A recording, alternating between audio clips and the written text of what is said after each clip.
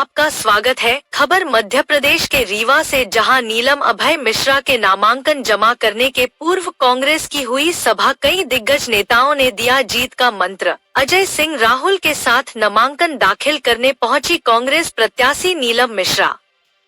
रीवा चुनावी अखाड़े में बीजेपी के बाद कांग्रेस भी अपनी ताकत झोंकते हुए दिखाई दे रही है। गुरुवार को रीवा संसदीय सीट से कांग्रेस प्रत्याशी नीलम मिश्रा के नामांकन पत्र दाखिल करने से पूर्व एक सभा का आयोजन किया गया, जिसमें कांग्रेस प्रदेश प्रभारी जितेंद्र सिंह भंवर, प्रदेश अध्यक्ष जीतू पटवारी, अजय सिंह राहुल, राष्ट्रीय प्रवक्ता और राज्यसभा सांसद विवेक तनखा सहित कांग्रेस कार्यकर्ताओं के बीच जीत का मंत्र फूंका। रीवा संसदीय सीट से कांग्रेस प्रत्याशी नीलम मिश्रा के साथ नामांकन दाखिल करने पहुंचे चुरहट विधायक अजय सिंह राहुल ने मीडिया से चर्चा की। उन्होंने कहा कि लोकसभा चुनाव में हमारा एक अच्छा प्रयोग रहेगा और हमारी भाभी नीलम मिश्रा चुनाव जीतेंगी, यही हमारा लक्ष्य है। अजय सिंह राहुल ने कहा कि एमपी में कांग्रेस की कितनी सीटें आएगी वह समय बताएगा, लेकिन हमारा अनुमान है कि इस बार 8 से 10 सीटें हमारी होंगी। 2023 के विधानसभा चुनाव में आए चुनावी परिणाम को लेकर अजय सिंह राहुल ने कहा कि उन्हें भी पता नहीं था कि उनकी सरकार वापस लौटेगी। इस बात की चर्चा पूरे मध्य प्रदेश में थी। कारण क्या था यह हम नहीं कहना चाहते, लेकिन अब 2023 के विधानसभा चुनाव से सबक लेते हुए इस बार लोकसभा में पूरी ताकत से चुनाव लड़ेंगे। चुनावी मुद्दों को लेकर अजय सिंह राहुल ने कहा कि लोकसभा में संविधान बचाना सबसे जरूरी है। जिस तरह से इनके कार्यकाल में शासन स्तर पर भ्रष्टाचार पनपा है, उसमें पिछले 10 सालों से बेरोजगारों से छलावा हुआ है। आपके ही खाते में 15 लाख नहीं आए, उससे आप सुखी है या दुखी है, आप लोग खुद बताएं।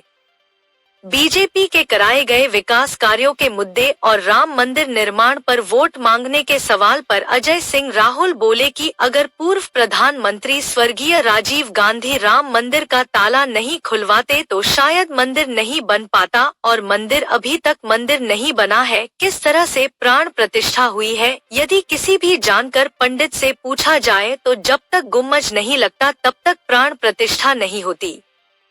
बीजेपी प्रत्याशी जनार्दन मिश्रा के द्वारा दिए गए कांग्रेस शराब की पैकारी करने वाली पार्टी के बयान पर पलटवार करते हुए अजय सिंह राहुल ने कहा कि उल्टे सीधे आरोप लगाने से कोई मतलब नहीं है। कोई बिल्डर माफिया है तो कोई जमीन माफिया है, सिर्फ और सिर्फ मुद्दों पर बात करे। अजय सिंह राहुल का यह बयान कहीं न कहीं डिप्टी सीएम की ओर इशारा कर रहा था। कांग्रेस नेताओं के पार्टी छोड़ने पर बोले अजय सिंह राहुल। बड़ी संख्या में कांग्रेस नेताओं और कार्यकर्ताओं के कांग्रेस छोड़कर बीजेपी में शामिल होने के सवाल पर अजय सिंह राहुल ने कहा कि भारतीय जनता पार्टी में जो भी सम्मान मिलता है उसमें वहां के मंत्रियों ने कहा है पूरा कचरा माल हमारे यहाँ आ गया है, अब उस कचरा माल के बारे में हम लोग क्या कह सकते हैं। वहीं कांग्रेस द्वारा आयोजित कार्यक्रम में शामिल होने पहुंचे राज्यसभा सांसद विवेक तनखा ने कहा कि बीजेपी चाहे जो भी नारा दे, लेकिन यह चुनाव जनतंत्र और प्रजातंत्र को बचाने का चुनाव है, देश के संविधान को बचाने का चुनाव है। अगर बीजेपी ये चुनाव जीतेगी तो 2029 में एक ही पार्टी बचेगी जो बीजेपी होगी। अगर आपको वह मंजूर है और इस तरह का प्रजातंत्र मंजूर है तो बाकायदा आप लोग बीजेपी को ही वोट दीजिए। अगर आप लोग संविधान और प्रजातंत्र की रक्षा करना चाहते हैं तो विपक्ष को मजबूत करना होगा, जिससे देश और संविधान सुरक्षित रहे।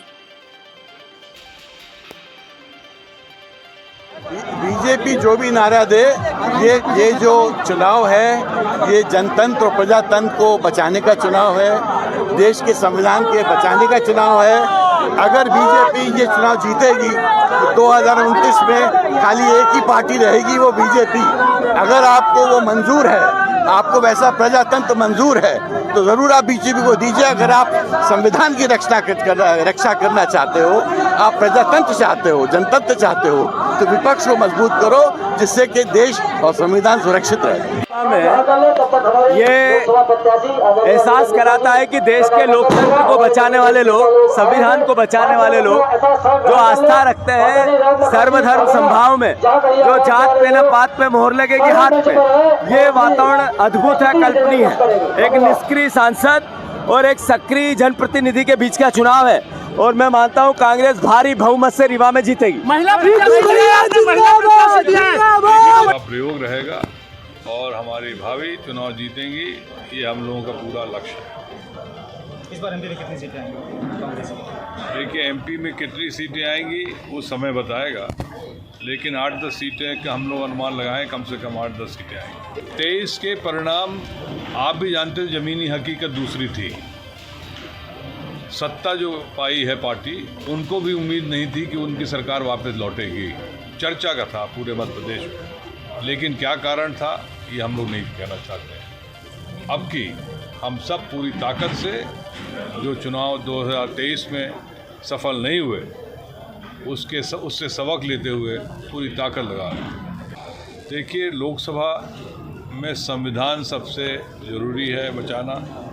भ्रष्टाचार जिस तरह से पनपा है इनके शासन स्तर पर, उससे बेरोजगारों को जो छलावा किया है 10 साल से, तो आपके भी खाते में 15 लाख रुपए नहीं आए, आप सुखी हैं दुखी हैं, ये तो आप बताएं।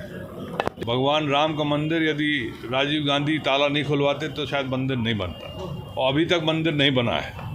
किस तरह से प्राण प्रतिष्ठा हुई है, आप यदि किसी जानकार पंडित जी से पूछ लीजिए। जब तक गुम्मज नहीं लगता तब तक प्राण प्रतिष्ठा नहीं होती। ये चुनावी मुद्दे में मंदिर का। बीजेपी प्रत्याशी ने कहा है कि कांग्रेस शराब पैकारी करने वाली पार्टी है। देखिए, इस तरह से उल्टे सीधे आरोप लगाने से कोई मतलब, किसका क्या व्यापार है इससे कोई लेना देना नहीं है।